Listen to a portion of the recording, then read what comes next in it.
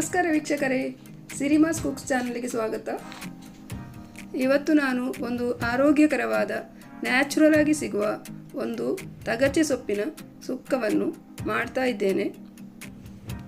ಇದರ ಗಿಡ ಮಳೆಗಾಲದಲ್ಲಿ ರಸ್ತೆ ಬದಿಯಲ್ಲಿ, ಅದರಲ್ಲೂ ಕರಾವಳಿ ಪ್ರದೇಶದ ರೋಡ್ ಸೈಡ್ನಲ್ಲಿ ಜಾಸ್ತಿಯಾಗಿ ಕಂಡು ಬರ್ತದೆ. ಇದನ್ನು ನಾವು ಈ ಥರ ಬಿಡಿಸಿಕೊಳ್ಳಬೇಕು.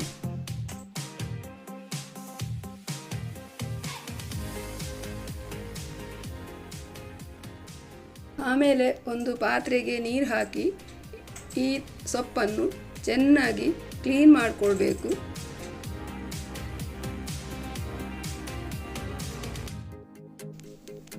ಈಗ ಸೊಪ್ಪನ್ನು ಈ ಥರ ಸಣ್ಣ ಸಣ್ಣದಾಗಿ ಕಟ್ ಮಾಡಿಕೊಳ್ಬೇಕು.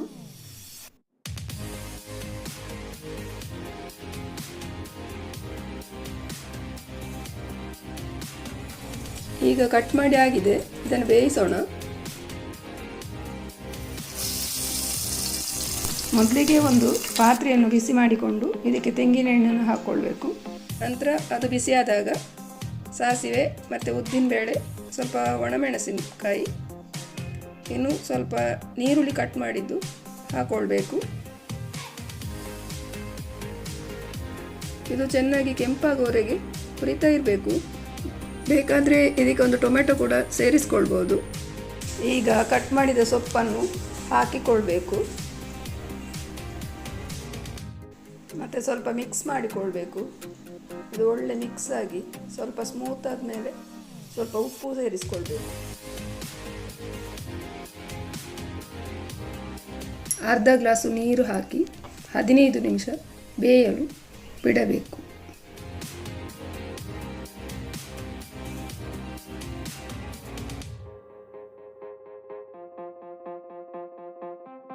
ಒಂದು ಸಣ್ಣ ಗ್ಲಾಸಲ್ಲಿ 1 ಗ್ಲಾಸ್ ಆಗುವಷ್ಟು ಹುರುಳಿ ತೆಗೆದುಕೊಂಡು ಒಂದು ಬಾಣಲೆ ಇಟ್ಟು ಚೆನ್ನಾಗಿ ಹುರಿದುಕೊಳ್ಬೇಕು.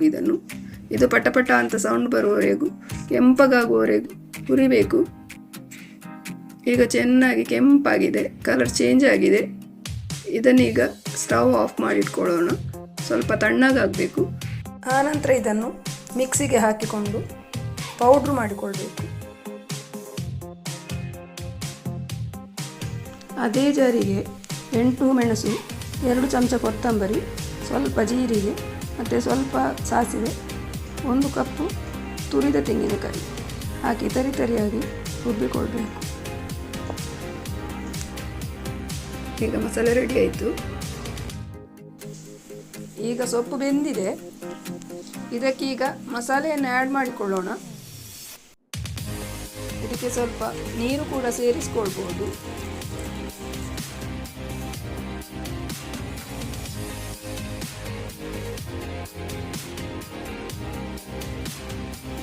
ಪೌಡ್ರ್ ಮಾಡಿಕೊಂಡ ಹುರುಳಿಯನ್ನು ಕೂಡ ಇದಕ್ಕೆ ಈಗ ಹಾಕಿ ಮಿಕ್ಸ್ ಮಾಡಿಕೊಳ್ಬೇಕು.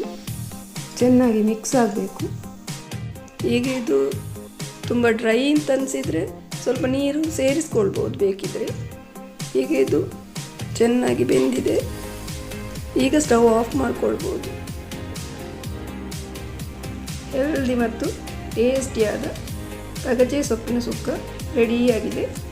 ಇದು ಅನ್ನದ ಜೊತೆಗೆ ತುಂಬ ಸೂಪರಾಗಿ ಇರ್ತದೆ.